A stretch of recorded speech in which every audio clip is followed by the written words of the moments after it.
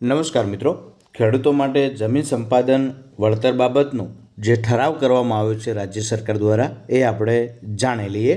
આપ નવા હો તો ચેનલને સબસ્ક્રાઈબ, લાઈક અને શેર કરજો.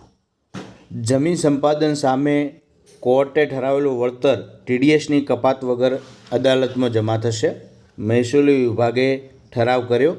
કોર્ટ કપાત પ્રક્રિયા બાદ ખાતેદારને વળતર અપાશે. તો ચાલો જાણી લઈએ. મહેસૂલ વિભાગનો 26 ઓગસ્ટ 2025નો આ ઠરાવ છે. તો જાણી લઈએ. જમીન સંપાદન અધિનિયમ 1894ની કલમ 18 હેઠળના રેફરન્સ હેઠળ નામદાર કોર્ટ દ્વારા વધારી આપવામાં આવેલ વળતરની વ્યાજ સહિતની રકમ પર ટીડીએસ કપાત કરવાની થાય છે. પરંતુ આવી કપાત જમીન સંપાદન અધિકારી દ્વારા સીધી રીતે ન કરતાં વધારાના વળતરની વ્યાજ સહિતની સંપૂર્ણ રકમ નામદાર કોર્ટમાં જમા કરાવવાની રહેશે. તો જમીન સંપાદન અધિનિયમ 1894ની કલમ 28A હેઠળ વળતરની વ્યાજ સહિતની રકમ પર જમીન સંપાદન અધિકારી દ્વારા ટીડીએસ કપાત કરવાની રહેશે.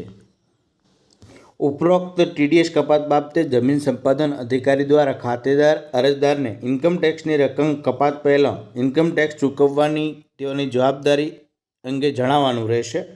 વધુમાં જમીન સંપાદન અધિકારીએ પ્રવર્તમાન આવકવેરા અધિનિયમ અને નિયમો હેઠળ કાપવાપાત્ર ટીડીએસની રકમ કાપીને બાકી રકમનું ચૂકવણું ખાતેદાર અરજદારને કરવાનું રહેશે. જો અરજદાર પ્રવર્તમાન આવકવેરા અધિનિયમ હેઠળ સક્ષમ સત્તા પાસેથી આવકવેરો ભરવામાંથી મુક્તિનું ઘટાડેલા દરે આવકવેરો ભરવાનું પ્રમાણપત્ર રજૂ કરે તો તે અનુસાર ટીડીએસ રકમ જ કાપવાની રહેશે તથા બાકી રકમનું ચૂકવણું કરવાનું રહેશે. જમીન સંપાદન અધિકારી દ્વારા કરવામાં આવેલ ટીડીએસની કપાત નિયત સમયમર્યાદામાં ઇન્કમટેક્સ વિભાગમાં જમા કરાવવાની રહેશે. ખાતેદાર અરજદારને ટીડીએસ કપાત કર્યા અંગેનું આવકવેરા અધિનિયમની જોગવાઈ હેઠળનું પ્રમાણપત્ર આપવાનું રહેશે, જેથી ખાતેદાર અરજદાર તેના આધારે ઇન્કમટેક્સ રિટર્ન ભરી રિફંડ મેળવવાની કાર્યવાહી કરી શકે છે. સુપ્રીમ કોર્ટના અગાઉના ચુકાદા તેમજ આવકવેરાના કાયદાની જોગવાઈ મુજબ ખેતીલાયક જમીનોના સંપાદન બાદ ધારકને વળતર પેટે થનારી આવકવેરાથી મુક્ત હોય છે. તે સિવાયની જમીનોનું સંપાદન થાય ત્યારે જમીનના વળતરનો ટેક્સ લાગુ થાય છે.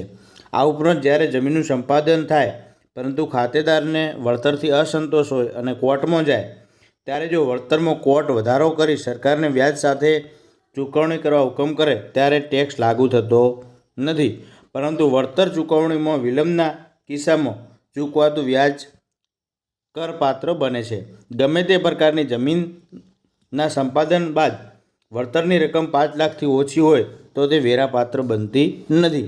આ દિવ્ય ભાસ્કરના સમાચારનો અહેવાલ છે. તો મિત્રો, આ હતા સમાચાર. અમારી ચેનલને હજુ સુધી સબસ્ક્રાઈબ ના કરી હોય તો સબસ્ક્રાઈબ કરી દો.